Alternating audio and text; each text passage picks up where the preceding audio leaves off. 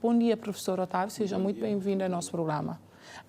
Então, começava logo a pergunta, professor, como que a filosofia aborda a relação entre arte e a própria estética? Primeiramente, pode usar o microfone. Primeiramente, muito obrigada pelo convite. A relação entre filosofia e estética é muito antiga. E essa relação vem desde de Platão até a atualidade. Mas precisamos de compreender o que é estética. Hoje se fala da estética que tem a ver com a beleza, etc. Tem um bocadinho a ver, mas nós estamos aqui a falar da estética filosófica. E a estética filosófica tem essa preocupação com aquilo que é belo. Nós estamos aqui a perguntar no sentido de estética que tem a ver com aquilo que tem a ver com a nossa sensibilidade, com a nossa afetividade.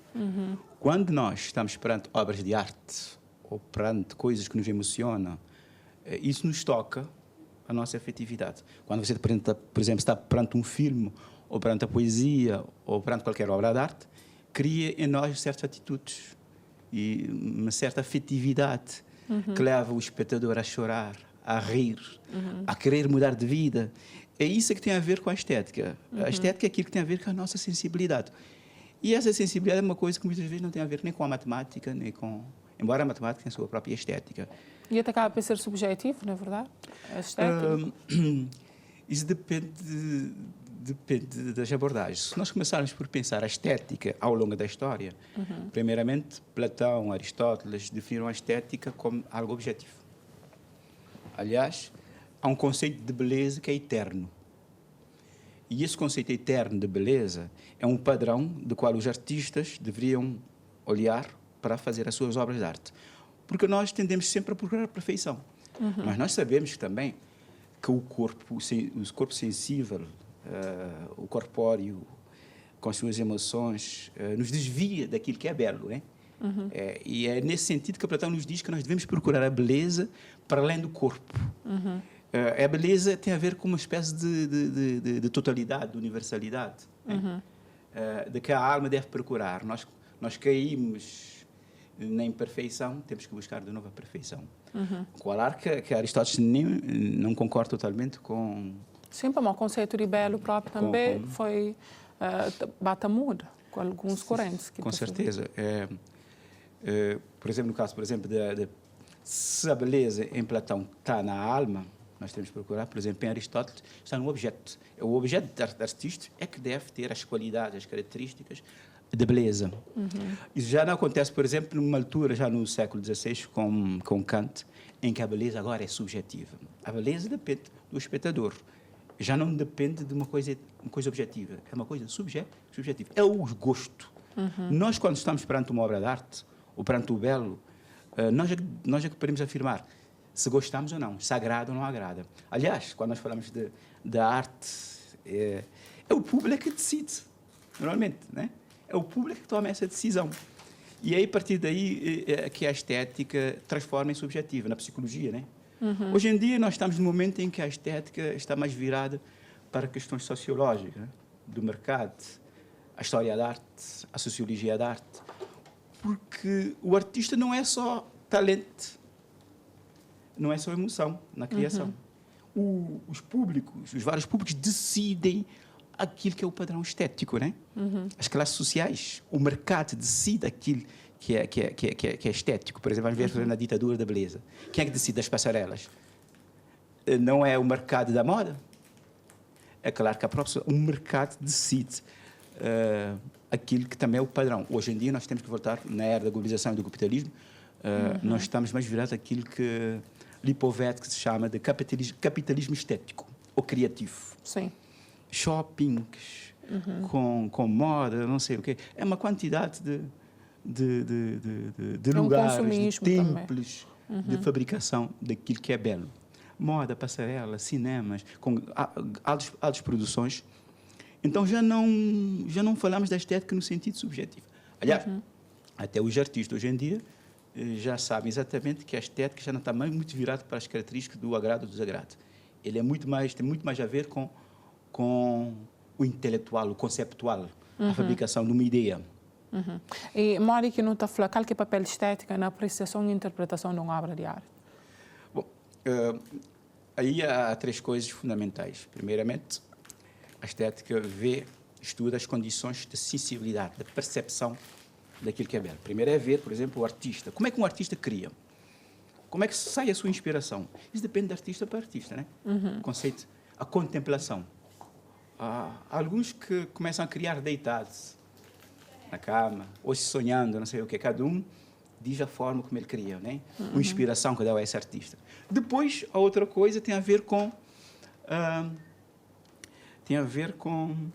criação, o processo criativo, os materiais que o artista usa.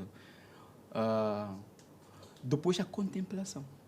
Depois não há contemplação, depois a chamada do espectador que recria, que interpreta. Mas o espectador que interpreta e recria a obra de arte depende do seu meio, da sua cultura, do seu ambiente, da sua educação. Mas recriar é uma coisa. Por exemplo, um ator, por exemplo, recria a partir de um texto, ele reinterpreta e coloca as suas emoções próprias. Como é que isso acontece?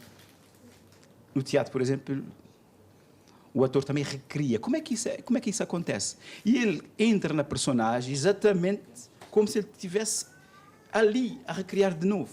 Mas pode ser um texto, por exemplo, do escritor. Vamos lá ver, interpretar Chiquinho, por exemplo. Como é que isso é possível? O que é que se passa? Todos esses processos psicológicos de criação, contemplação, são aquilo que a estética procura. Hoje em dia, claramente, que as coisas mudaram e nós estamos a falar da estética, como eu disse, na arte contemporânea, já é outra coisa. E uma área que não está... Qualquer critérios, existem próprios critérios objetivos de avaliação de arte ou ainda não pode, não continua com esse discurso mais subjetivo? Nem a estética tem uma história... vai mudando, os padrões vão mudando, os padrões de avaliação, os critérios de avaliação de uma obra de arte, daquilo que é belo, vai mudando. Aquilo que era belo na antiguidade não tem nada a ver com a idade moderna, nem contemporânea. Até na moda nós podemos ver isso, né? As mulheres belas, as mulheres mais espaçosas. Hoje em dia já há outro modelo. Também o padrão de avaliação vai mudando. Não há critérios, não sabemos. Vamos lá ver. Hoje em dia, para avaliar aquilo que é belo ou não é belo, quem é que tem a última palavra a dizer sobre isso? É o público? São os críticos? Aqui em Cabo Verde nós temos esse problema, por exemplo, da avaliação daquilo que é belo.